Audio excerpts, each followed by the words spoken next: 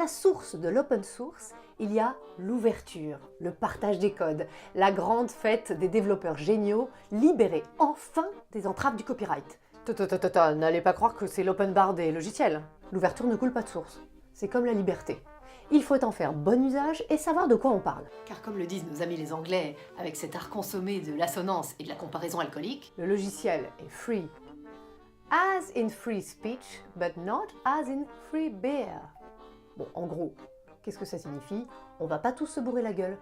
Va falloir avoir un peu de tenue, respecter les copyrights, enfin justement les copyleft. Quel bout en train ces Anglais!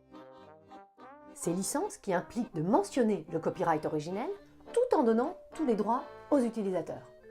Enfin presque. Et pour filer la métaphore brassicole, relatif à la brasserie ou à la bière. Ah ouais, c'est un peu comme si tu prenais la bière de ton voisin pour la mettre dans le tien.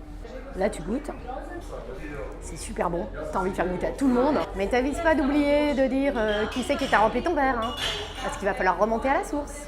Et d'ailleurs, ça va être cool aussi avec tous ceux qui veulent utiliser ton breuvage pour mettre dans leur bière à eux.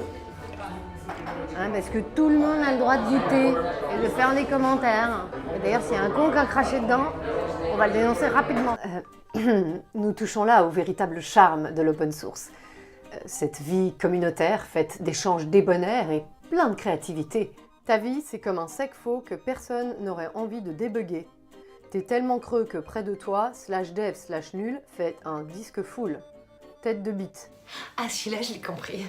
Dans ce contexte où la transparence garantit la sécurité de tous, parfois de fortes têtes mettent en péril cette douce harmonie et provoquent un fork. Et là, c'est le drame. Scission de la communauté. Non, c'est moi qui ai la version authentique du logiciel. Bah non, c'est moi, regarde ta bière, elle ressemble à rien. Bah, tête de bite. Bref, vous l'aurez compris, dans l'open source, vaut mieux se serrer les coudes. Surtout qu'on se les arrache, hein, ces geeks avec leur langage fleuri. Avec GitHub, le papy Microsoft s'est offert la plateforme open source du moment, damant le pion à son cousin Apple, ce gros crâneur. Et là, il y a quelques semaines, IBM a racheté Red Hat. Pourquoi faire? Pour copiner avec tous les petits frères de Linux. Alors, déplorent les puritains de l'ouverture, comment faire en sorte que l'open source retrouve sa liberté, prenne une envergure sociale, dépasse le carcan des codes? Car bientôt, l'intelligence artificielle dépassera les codeurs eux-mêmes. Ils en sont réduits à gratter une rengaine en regardant un écran mort. Heureusement, l'open source reste une source d'inspiration, comme nous le verrons dans une prochaine chronique dédiée à l'open innovation. Alors restez open!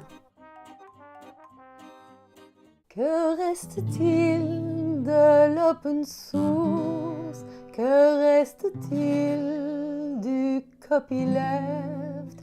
Un souvenir des pull requests algorithmiques.